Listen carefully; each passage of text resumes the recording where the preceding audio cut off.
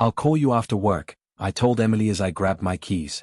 Don't stay late again, she said without looking up from her phone. You promised we'd talk about our future tonight. I know. I smiled. Maybe I'll finally have good news. She nodded. We'll see. I left the apartment feeling hopeful. For 5 years, I had worked at the same company. I believed hard work always paid off. I wasn't rich, but I was honest, dependable, and willing to do whatever it took. My biggest dream wasn't buying a sports car or a huge house. I wanted to save enough money to buy a ring and ask Emily to marry me. As I walked into the office, something felt wrong. People stood in small groups, whispering. Nobody smiled. My manager, Mr. Harrison, stepped out of his office. Can everyone gather in the meeting room? He asked quietly. The room became silent. Mr. Harrison took a deep breath. I wish I had better news, he said. The company is making major cuts. Several positions are being eliminated today. My stomach tightened. He looked down at a list. My name was one of them. For a second, I thought I had heard him wrong. I'm sorry? I asked. I'm truly sorry, he replied. This wasn't based on performance. The company simply can't keep every position. So that's it. I whispered. He nodded. I know you've worked hard. If I had another choice, I'd keep you. I forced a weak smile. Thank you for being honest. He reached out his hand. I'll write you the strongest recommendation I can. I appreciate that. I packed my desk in silence. One coworker hugged me. This isn't fair. I'll be okay, I lied. Another said, you'll find something better. I hope so. When I carried my box through the front doors, it felt like I was leaving behind years of my life. I sat in my car for almost 30 minutes before driving home. All I wanted was for Emily to tell me everything would be okay. I opened the apartment door. You're home early, Emily said. I lost my job. She stared at me. Then she laughed. At first, I thought she was joking. But she kept laughing. Wait. I said. You're serious? Oh, come on, she replied. You actually got fired? It wasn't just me. The company. She interrupted me. Excuses already? I didn't do anything wrong. That's what everyone says. I looked at her, confused. I thought you'd support me. She crossed her arms. Support you with what? Another promise that things will get better? I'll find another job. When? Soon. You always say soon. I'm trying. No, she said sharply. You've been settling. Her words hit harder than I expected. I worked every day. And look where it got you. I gave everything to that company. They clearly didn't think you were worth keeping. I felt my chest tighten. Emily. What? I need you. She shook her head. I need stability. I can rebuild. You should have done that years ago. I couldn't believe the woman standing in front of me was the same person I had planned to marry. What happened to us? I asked. She sighed. I got tired of waiting. Waiting for what? For you to become successful. I thought you loved me. I loved who I hoped you'd become. Silence filled the room. Every dream I had built around us started falling apart. I reached into my pocket. The small velvet ring box I had planned to use after my promotion was still there. I quietly closed my hand around it before she could see. She looked away as if our conversation bored her. I think you should figure your life out, she said. I nodded slowly. For the first time, I realized losing my job wasn't the biggest loss of the day. The woman I trusted most had disappeared long before I walked through that front door. Standing there with an empty future and an unopened ring in my pocket, I understood something painful. I hadn't just lost my career. I had lost the person I believed would stand beside me when life became difficult. I barely slept after that night. Emily acted as if nothing had happened. She made coffee, scrolled through her phone, and ignored the fact that my entire life had fallen apart. I have another interview today, I told her the next morning. She didn't even look up. Good luck. That's all you're going to say? What else do you want? A standing ovation. I picked up my folder and walked out before I said something I would regret. The interview lasted 20 minutes. We'll call you, the recruiter said politely. I had already heard those words too many times. By the time I reached home, I knew the answer would be no. Emily was getting dressed. Going somewhere? I asked. Dinner. With who? Friends. I don't know any of them. That's because they're my friends. She left without another word. Days turned into weeks. Every morning I searched job websites. Every afternoon I attended interviews. Every evening I came home with another rejection. One afternoon my phone rang. "Hey, man," Ryan said. "How are you holding up?" "I've been better. You want to grab lunch?" "I can't really afford it." "My treat." "I don't like taking money from you." "It's lunch, not a loan." I smiled for the first time in days. "All right." Ryan listened quietly while I told him everything. "She laughed?" he asked. I nodded. "I wish I were joking." He shook his head. "That isn't love. I keep hoping she'll change." "You can't love someone into respecting you." "I don't know what to do." "You keep moving." "What if nobody hires me?" "Then you keep trying." His confidence sounded stronger than mine. When I returned home that evening, Emily was taking selfies in front of the mirror. "You look happy," I said. "I have reasons to be." "What reasons?" "I've been meeting people who actually have goals." I frowned. "What does that mean?" "It means successful people don't make excuses." "I've never stopped trying." "Trying isn't the same as winning." Her words stung, but I stayed calm. "I'll find another job." She laughed softly. "You still believe that?" "Yes." "I don't." The rent was due. My savings were almost gone. I sold my old watch to pay the electricity bill. Emily noticed it immediately. "Where's your watch?" "I sold it." She rolled her eyes. "That's depressing." "It paid the bills." "You know what's depressing? Watching someone slowly become a loser." I stared at her. "You really think I'm a loser?" "If the shoe fits." I walked into the bedroom before she could see my eyes filling with tears. Another week passed. 3 more interviews. 3 more rejections. Then one evening Emily spoke before I could even sit down. "We need to talk." My heart sank. "What about?" "Us." I already knew.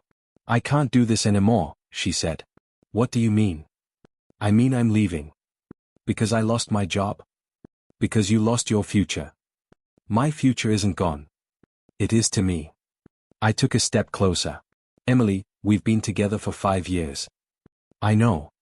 We planned a life together." I changed my mind. "So easily?" "It wasn't easy." "It looks easy." She picked up her handbag. "I deserve someone successful. I deserved someone loyal." She looked away. "I won't waste my best years waiting for you." "I'm still the same man." "That's the problem." The words hit harder than anything before.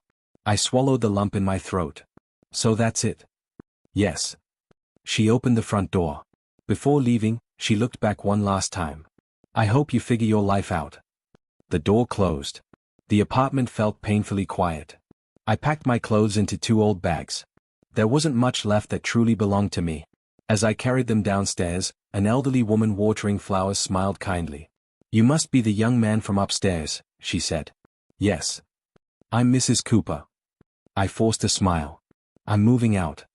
She looked at my bags, then at my face. "Some burdens are heavier than they appear." "I guess they are. If you ever need someone to talk to, my door is always open." "Thank you." Her kindness nearly broke me. Outside, Ryan pulled his car to the curb. "You ready?" he asked. I looked back at the apartment one final time. "No," I admitted quietly. "But I have to be." I placed my bags in the back seat, closed the door, and drove away with Ryan. I had lost my home, my job, and the woman I thought would always stand beside me. The only thing I still carried was my dignity, and I silently promised myself that no matter how broken I felt, I would never let anyone take that away from me. The room I rented was barely big enough for a bed, a chair, and a small table, but it was all I could afford. Every morning I looked at the cracked ceiling and reminded myself, just keep going. One evening there was a gentle knock on my door. "It's open," I called. Mrs. Cooper stepped inside with a bowl of hot soup. "I made too much," she said with a smile. "I don't want to trouble you." "Nonsense. Sit down before it gets cold." I accepted the bowl. "Thank you." She studied my face. "You still haven't found work?" I shook my head. "Not yet." "Then don't let one bad season convince you that life is over." I've been trying. I know. I've sent out dozens of applications. And tomorrow you'll send another. What if nobody ever calls? She smiled gently. When I was your age, my husband lost everything. What happened? He rebuilt it one day at a time. Wasn't he afraid? Every single day. Then how did he keep going? He decided fear would ride beside him, not drive him. Her words stayed with me long after she left. The next morning my phone rang. Hey, Ryan said. Morning. You sound tired. I didn't sleep much. I have something to tell you. What is it? I may have sent your resume to someone. I blinked. You did what? You weren't answering my messages, so I took the chance. Ryan. Hear me out. I'm listening.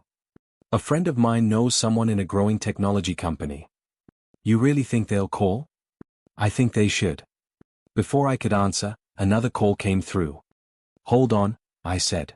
It's probably another rejection. Answer it. I switched calls. Hello?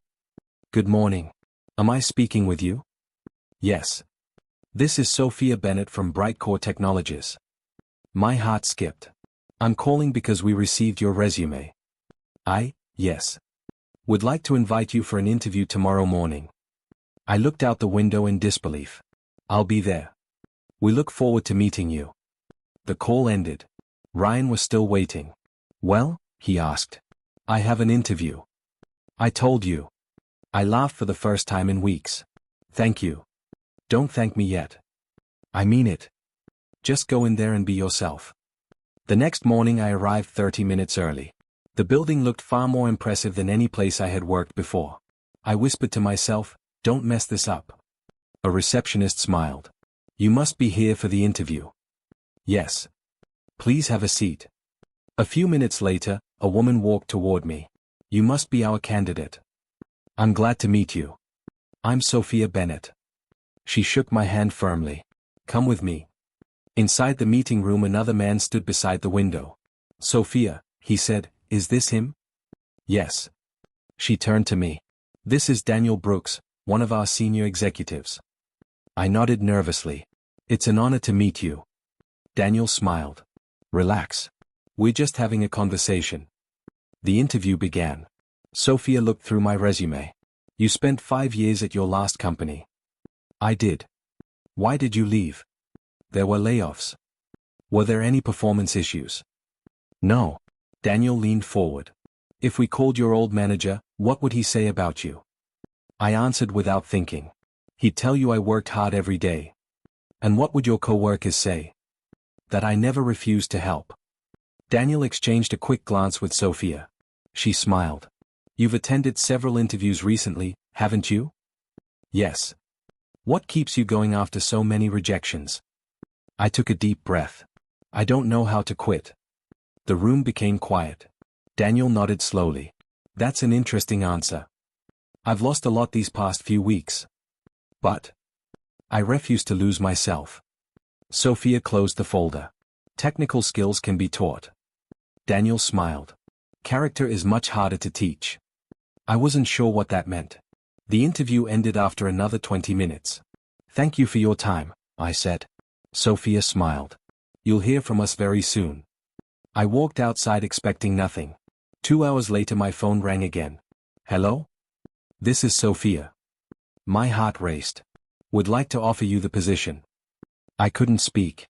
It includes a better salary, full benefits, and opportunities for advancement. Are you serious? We believe you'll be a valuable part of our team. I closed my eyes. Yes. So, do you accept? A smile spread across my face. I absolutely accept. After the call ended, I stood silently on the pavement. For weeks I had believed my life was over. Now, for the first time since losing everything, I felt a small spark of hope. I looked up at the sky and whispered, nobody else will ever decide my worth again. Then I called Ryan. They hired me. He laughed. I knew they would. No, I said, smiling through tears. You believed in me before I could believe in myself. That day, I realized one closed door had finally led me to the right one. My first day at Brightcore Technologies began with excitement and fear mixed together. I stood outside the glass building, adjusted my tie, and whispered to myself, "Don't waste this chance." As soon as I walked inside, the receptionist smiled. "Good morning. You must be our new employee." "Yes," I replied. "Welcome. Olivia is waiting for you." A woman in her early 30s walked toward me with a friendly smile. "You must be our newest team member." "I am. It's nice to meet you. I'm Olivia, your team leader. Follow me." As we walked through the office, people looked busy but relaxed. Nobody seemed afraid to ask questions or share ideas. Olivia stopped near a desk. "This will be your workspace. It looks great. It'll look even better once you make it your own." A young man rolled his chair over. "Hey, I'm Marcus." I smiled. "I'm glad to meet you. If Olivia gives you too much work, let me know." Olivia laughed. "Don't listen to him." Marcus grinned. "I only tell the truth." The friendly conversation eased my nerves. Olivia handed me a folder. "We're working on an important client project." "I'll do my best." "I've read your file," she said. "You don't need to prove yourself on your first day. Just learn." I appreciate that. By lunchtime, I already felt more respected than I had in months. Marcus looked at me. "Want to grab lunch?" "Sure." We walked to a nearby cafe. As we stood outside, I heard a familiar voice. "Well, this is unexpected." I turned around. Emily stood there wearing expensive clothes, holding shopping bags. Beside her was a well-dressed man with an expensive watch. She looked at me with surprise. "I didn't know you came to this area." "I work here," I answered calmly. She laughed. "You? Here?" The man beside her smirked. Emily folded her arms. "So, are you delivering food now?" Marcus frowned. "He works with us." Emily blinked. "What?" Marcus pointed toward the Brightcore building. "He joined our team today." Her smile disappeared. "No, really?" I nodded. "It's my first day." She stared at the company logo behind me. "I heard this company only hires experienced people." "They hired me." For a moment, she had nothing to say. The man beside her finally spoke. "I'm Jason." I shook his hand politely. "I'm pleased to meet you." Emily forced a smile. "So, congratulations." "Thank you." She looked uncomfortable. "I didn't expect." "It's been a surprising week for me too." Marcus checked his watch. "We should head back." "Right," I replied. Emily suddenly asked, "Maybe we could catch up sometime?" I looked at her for a second. "There isn't much to catch up on." Her face fell. "I was only trying to be nice." "I appreciate that." Jason wrapped an arm around her shoulder. "We should go." "Yes," Emily said quietly. Before leaving, she looked back at me one more time. For the first time since we met, I saw doubt in her eyes instead of confidence. Marcus watched them walk away. "Your ex?" I nodded. "That looked awkward." "It was. You handled it well." "I didn't want another argument." Marcus smiled. "Sometimes walking away says more than winning one." As we returned to the office, I looked up at the Brightcore sign. A few weeks earlier, I had believed my life was over. Now I had a job I was proud of, co-workers who respected me, and a future that finally felt real again. I realized something important as I stepped back inside the building. The best revenge wasn't making Emily feel regret. It was becoming the person she never believed I could be. 3 months passed faster than I expected. One morning, Marcus leaned over my desk. "You know something?" "What?" "You've changed." I looked up from my laptop. "Changed how?" "You smile more." I laughed. "I guess I do. You were so quiet on your first day." "I had a lot on my mind." "And now?" "Now I finally believe I belong here." Marcus nodded. "You've earned it." A few minutes later, Olivia walked over. "Can I borrow you for a moment?" "Of course." We stepped into a meeting room. She smiled. "I've been reviewing your work." "I hope that's a good thing." "It is." She placed a folder on the table. "You've completed every project ahead of schedule." "I've just been doing my job." "You've also helped 3 new employees without being asked." "I know how hard it is to start over." She looked pleased. "That's exactly why people respect you." "Thank you." I have another surprise. What is it? We're recommending you to lead our next client project. I stared at her. Me? Yes. I've only been here a few months. Good leadership isn't measured by time. I couldn't stop smiling. I won't let you down. I know. That evening, my phone buzzed. The screen showed a name I hadn't expected. Emily. I hesitated before answering. Hello? Hi. Her voice sounded softer than I remembered. I wasn't sure you'd answer. I almost didn't. I just wanted to see how you've been. I'm doing well. I heard you're doing really well. Who told you? We have mutual friends. I stayed quiet. She cleared her throat. I was wondering if we could meet sometime. Why? Just to talk. I think we've already said everything. I don't. Before I could reply, she added quietly, I miss talking to you. I took a slow breath. I have work tomorrow. So, that's a no? I think it's better if we leave the past where it belongs. She was silent for several seconds. I understand. The call ended. The next day Ryan invited me to dinner. You look happier, he said as we sat down. I finally feel like my life is moving again. I'm proud of you. Thanks. He leaned closer. I heard something interesting. What? It's about Jason. Emily's new boyfriend. What about him? My friend works with one of his suppliers. And? Jason isn't as rich as he pretends. I frowned. What do you mean? He owes people a lot of money. Seriously? Ryan nodded. He spends money to look successful. I remembered Emily saying she wanted someone successful. What a joke, I whispered. Ryan looked at me carefully. Does hearing that make you happy? I thought for a moment. No. Really? I don't want anyone's life to fall apart. Even after what she did. I don't hate her. You've become a better man than most people. I smiled. I'm just tired of carrying anger. A week later, Olivia gathered the team. I have an announcement. Everyone looked up. The client loved our presentation. Marcus clapped. That's great. Olivia continued. And our project leader deserves special recognition. She looked at me. Congratulations. The whole office applauded. I stood up awkwardly. Thank you, everyone. Marcus laughed. You'd better buy us lunch. I think I can manage that. As everyone celebrated, my phone vibrated again. Another message from Emily. I'm happy for you. I hope one day you'll let me explain everything that I read it twice before locking my phone. Marcus noticed. Everything okay? Yeah. You sure? I slipped the phone into my pocket. Some chapters are better left finished. That evening, I walked home with a quiet smile. Months earlier, I had measured my worth by one person's opinion. Now I understood something much bigger. Real success wasn't the size of my paycheck. It was waking up every morning knowing I had earned respect through honesty, hard work, and perseverance. For the first time in a long time, I didn't miss the woman who walked away. I only appreciated the man I had become after she did.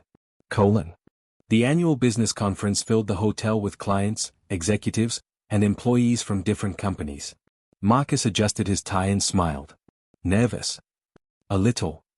You'll do fine. I hope you're right. Olivia walked over carrying a folder. Our presentation starts in 30 minutes. I'm ready.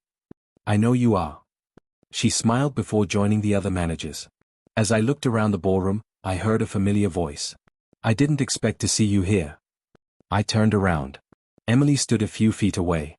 She looked different. The confidence she once carried was gone. Hello, Emily. Can we talk? I hesitated. For a few minutes. She nodded. We walked toward the quiet garden behind the hotel. For a while, neither of us spoke. Finally, she broke the silence. I owe you an apology. I looked at her. For what? For everything. I didn't answer. She lowered her eyes. I laughed when you lost your job. Yes, you did. I'll regret that for the rest of my life. I folded my arms. Why are you telling me this now?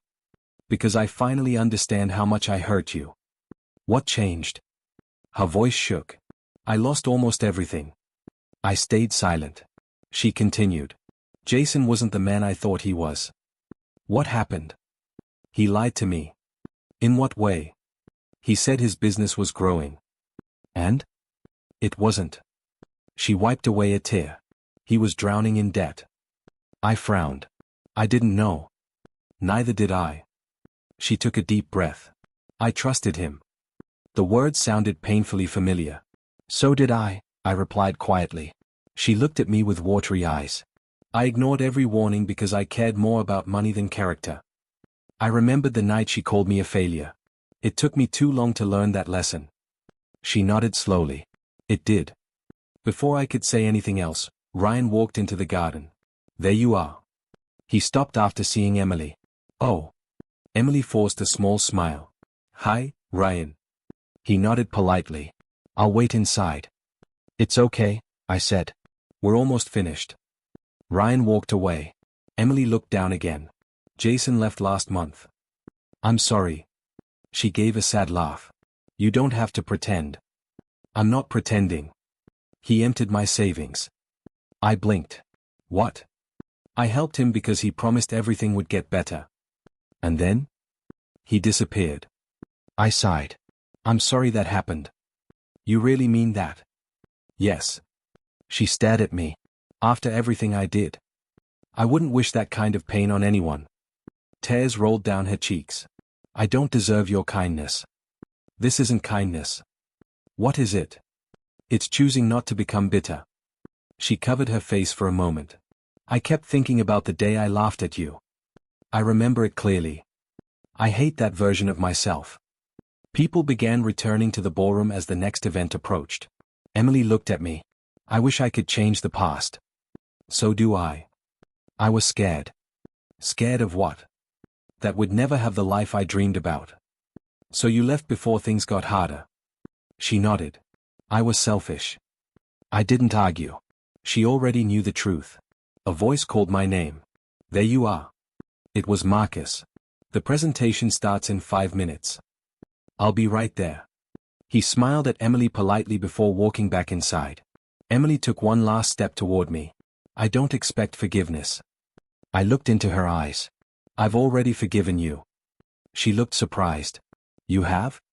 Forgiveness helped me move forward. Does that mean?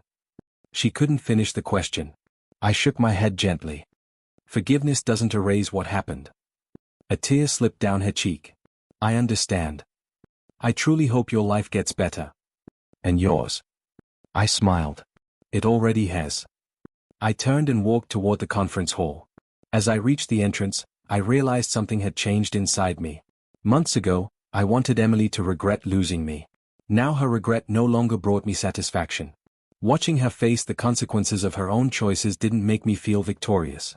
It only reminded me how quickly pride can destroy love. For the first time, revenge no longer mattered. The only question left was whether the future had room for someone who had once broken my heart so completely. A week after the conference, my phone buzzed while I was finishing a report. It was a message from Emily. Can we meet one last time? I promise I won't take much of your time. I stared at the screen for a long moment. Marcus glanced over. Everything okay? Just someone from my past. You don't have to answer if you don't want to. I know. After thinking for a few minutes, I replied. Tomorrow. 6 o'clock. The cafe near the park. The next evening, I arrived a few minutes early. Emily was already there. She stood as I walked over. Thank you for coming. I said I'd come. We sat across from each other. For a few moments, neither of us spoke. Finally, she broke the silence. I've replayed our last months together hundreds of times. I listened quietly. I kept asking myself why I became that person. What answer did you find? I was chasing a life that looked perfect. And? I forgot that perfect people don't exist. The waiter placed 2 cups of coffee on the table. Emily wrapped her hands around hers. I've sold my apartment. I looked up. You did. I had to pay my debts. I'm sorry. I deserve the consequences. She took a deep breath. I don't expect you to feel sorry for me. I don't enjoy seeing anyone suffer. She nodded. That's one of the reasons I fell in love with you. I looked out the window. You didn't remember that when I needed you. I know. Her voice trembled. I remember laughing. I stayed silent. I remember calling you a failure. I closed my eyes for a second. I remember every word. Tears filled her eyes. They haunt me every day. She reached into her handbag and placed something on the table. It was the spare key to our old apartment. I've carried this ever since I left. I looked at it without touching it. I don't need it. I know. She smiled sadly. I guess I just needed to return it. A long silence followed. Finally, she whispered, I still love you. I didn't answer immediately. Instead, I thought about everything that had happened. I remembered walking out of my old office carrying a cardboard box. I remembered standing in our apartment while she laughed at my pain. I remembered sleeping alone in a tiny rented room, wondering if I would ever smile again. Then I remembered Ryan refusing to give up on me. Mrs. Cooper bringing me warm soup. Olivia believing in my abilities. Marcus treating me like family. Every painful memory had also brought someone kind into my life. Emily looked at me hopefully. Can we start over? I took a slow breath. I've already started over. I mean, together. I shook my head gently. Emily. I've changed. I believe you. You do. Yes. Then why not give us another chance? I met her eyes. Because trust isn't rebuilt with apologies alone. She looked down. I know I broke it. You didn't just break trust. She waited quietly. You left when I needed you most. I was afraid. I understand. I was selfish. You were. She wiped away another tear. I hate the person I used to be. I'm glad you've changed. But I can't return to the life we had. She covered her face for a moment before looking back at me. So this is goodbye. It doesn't have to be filled with anger. You've already forgiven me. I have. But you can't love me again. I smiled sadly. Some doors close forever, even after forgiveness. She nodded slowly. I think I always knew. At that moment, someone approached our table. Sorry to interrupt. I looked up. A tall man smiled warmly. I'm Michael Carter. I recognized him immediately. The CEO of Brightcore. I was meeting a client nearby, he said. I didn't expect to see one of my best project leaders. I stood and shook his hand. It's good to see you, sir. He smiled. The board approved your promotion this morning. I blinked. My promotion. You've earned it. Thank you. I'll see you on Monday. After he left, Emily looked at me with a bittersweet smile. You really did build the future you promised. I did. I just wasn't there to see it. No. She stood and picked up her bag. I hope you're happy. I smiled. I finally am. She nodded once. I won't bother you again. I wish you peace, Emily. And I wish you everything you dreamed of. She walked away without looking back. I watched her disappear into the evening crowd. For the first time, I didn't feel anger. I didn't feel regret. I only felt peace. I realized revenge had never been my victory. Choosing myself was. As I walked home beneath the fading sunset, I understood that forgiveness had set me free, but self-respect had given me a future. That was the choice that truly defined my life. 1 year later, I stood in front of the mirror adjusting my tie before leaving for work. Mrs. Cooper smiled from the kitchen. You look happier every day. I laughed. I think you're right. I know I'm right. She handed me a cup of coffee. I'm proud of you. I couldn't have done it without people like you. She smiled warmly. You did the hard part. We only reminded you not to give up. I thanked her and headed to Brightcore. As soon as I walked through the entrance, Marcus waved at me. There he is. Morning. The new office suits you. I laughed. It still feels strange. You earned it. Olivia joined us. Congratulations again. Thanks. The clients loved your latest project. I had a great team. She smiled. A good leader always says that. Before I could answer, Michael Carter stepped out of the elevator. Good morning. Morning, sir. I've just finished reading the quarterly reports. I waited nervously. They're outstanding. Thank you. You've become one of the strongest leaders in this company. I've learned from everyone around me. Michael nodded. Never lose that attitude. I won't. As he walked away, Marcus nudged my shoulder. You remember your first day? I remember thinking I didn't belong. And now this place feels like home. We spent the morning preparing for another client presentation. During lunch, Ryan called. Busy? A little. I have news. What happened? I ran into Emily. I stayed quiet. She asked how you were. What did you tell her? I said you're doing well. He paused. She smiled. Really? It wasn't the same smile. I looked out the window. What do you mean? It looked like someone remembering a lesson they'll never forget. I nodded slowly. I hope she's doing okay. I think she's trying to rebuild her life. I'm glad. You've changed. I had to. No. Ryan laughed. You chose to. After work, I walked through the city park on my way home. Children laughed as they played. Families sat together on benches. Life moved forward, just as it always had. I stopped near the lake where the water reflected the evening sky. I remembered the day I lost my job. I remembered sitting alone in my car, wondering if my life was over. If someone had told me that losing everything would become the beginning of something better, I never would have believed them. My phone buzzed. It was a message from Olivia. Dinner tonight? The whole team is celebrating your promotion. I smiled and replied. I'll be there. As I slipped my phone back into my pocket, I noticed an old velvet ring box inside my jacket. I had carried it for far too long. I opened it one last time.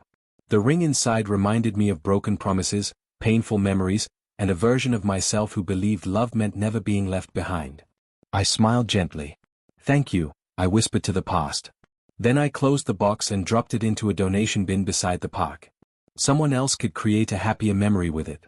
For me, that chapter was over. When I reached the restaurant, everyone was already waiting. Marcus stood up. There he is. Ryan grinned. About time. Mrs. Cooper laughed. We were about to order without you. Olivia raised her glass. To new beginnings. To new beginnings, everyone repeated. I looked around the table. A year ago, I thought success meant proving Emily wrong. Now I understood the truth. Success was finding people who stayed when life became difficult. Success was waking up without bitterness.